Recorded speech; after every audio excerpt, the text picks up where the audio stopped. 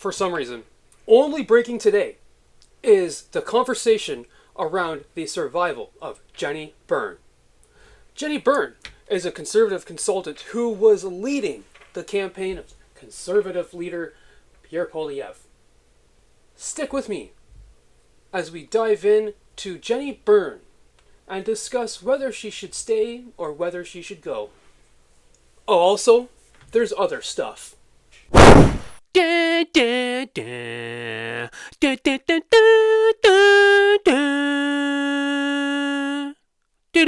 Hello Canada, how are you today? I'm your host Parmesan and this is Niagara Due North, your YouTube channel for Canadian stuff.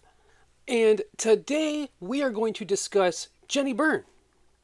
Jamil Jivani has started a petition.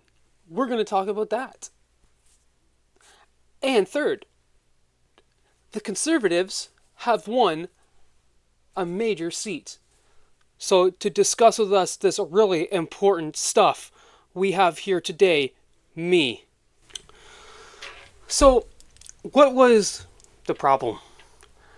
They emphasized too hard on getting the woman vote by being too womanly.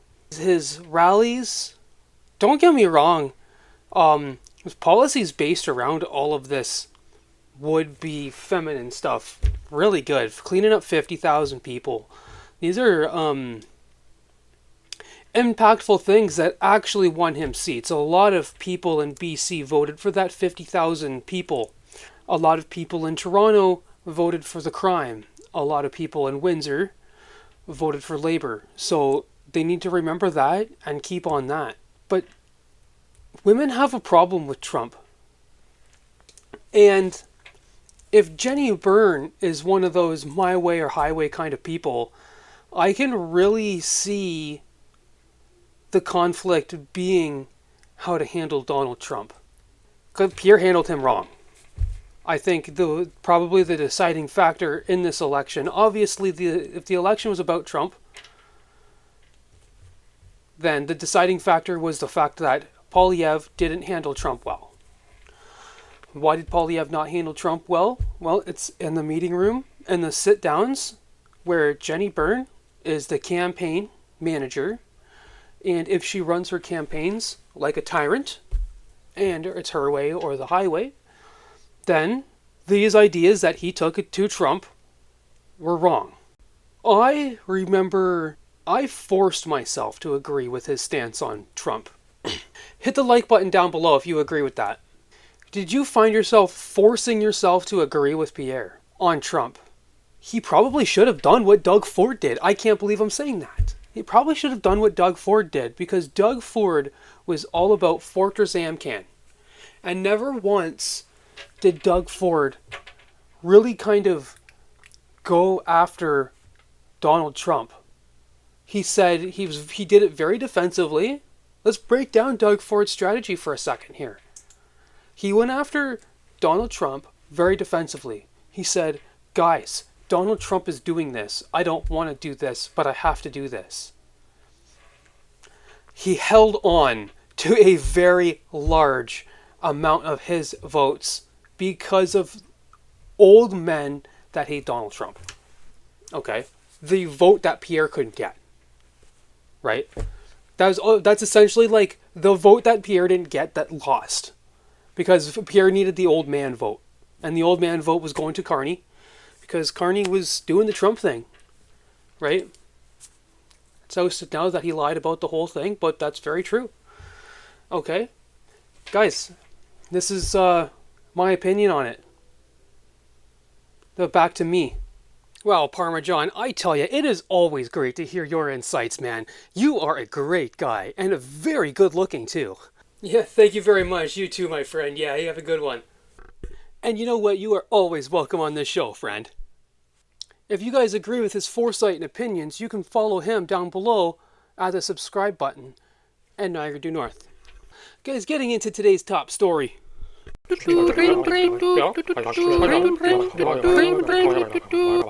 Getting on to our next story, guys, the top story of the day. That's right, folks. On today's top story, Jamil Jivani just gets accepted as an MP for North Oshawa. Now, what is his first demand? What is his first action, guys? It made the headlines. This guy is demanding for a complete seize of the temporary foreign aid program. Now that I understand a bit better how Ottawa works, trying to pierce what I would describe as the Ottawa bubble more often and more frequently. Over the course of the campaign, when you're knocking on doors and you're talking to people, you have, I think, a clear sense of how people feel about a lot of different issues. But oddly, when you come to this place, you sometimes encounter a culture here where it's not very clear whether people understand what the common sense priorities are of the average hardworking family.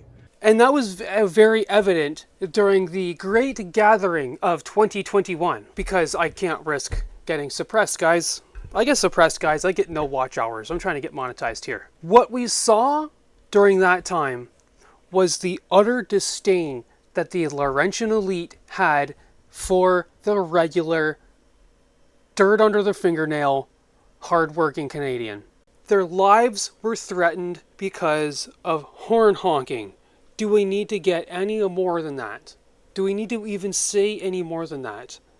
Not only is that culture wrong, it's toxic and it's evil. And it leads to darkness. And I'll give you a very specific example of that. The issue of immigration, right?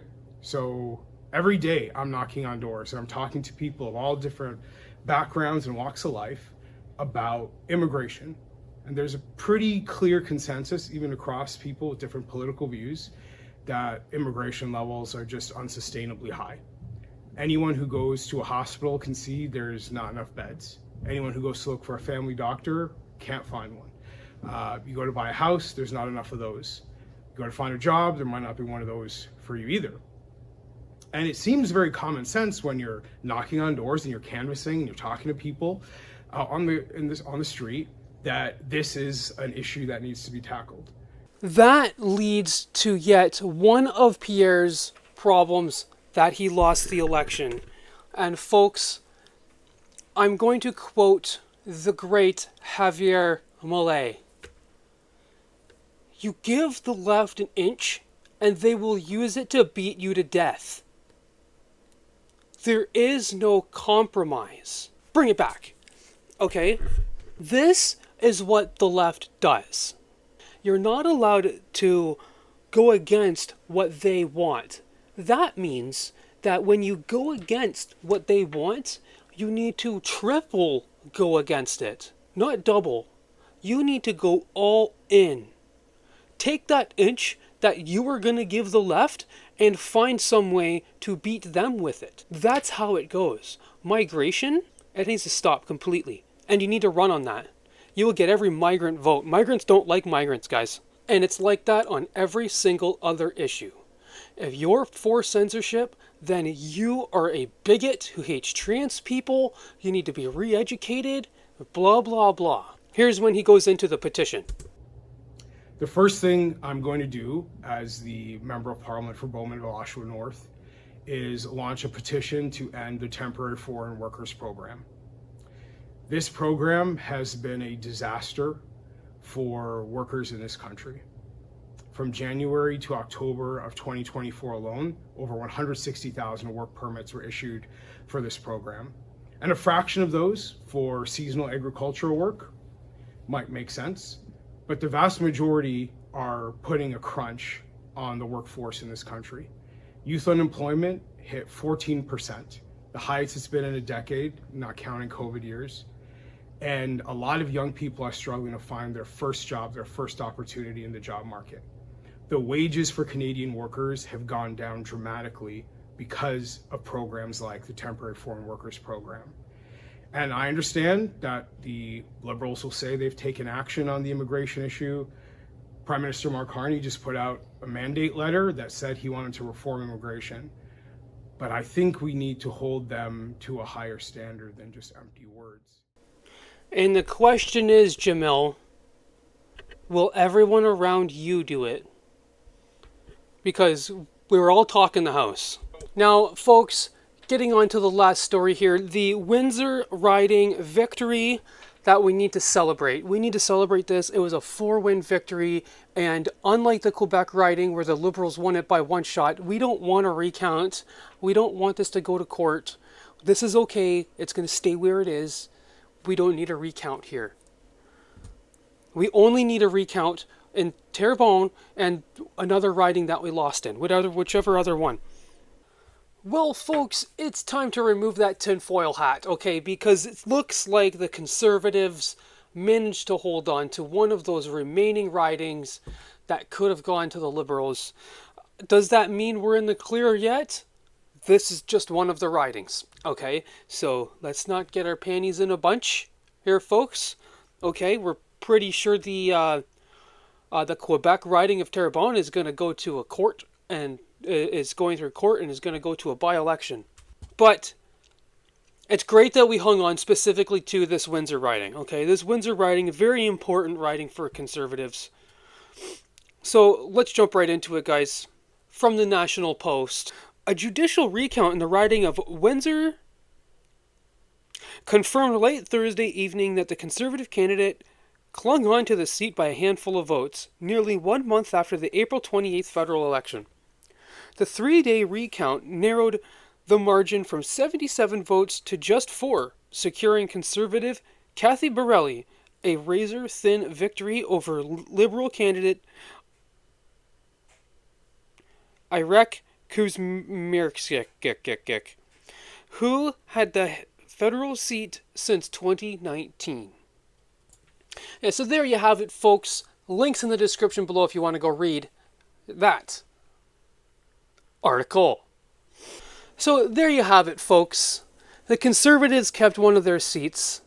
Jamil Jivani is starting a petition. He is going to be a very active member of Parliament and a great representative of the YouTube community. And Jenny Byrne, should she stay or should she go? Comment that down below, folks. I'll catch you next time.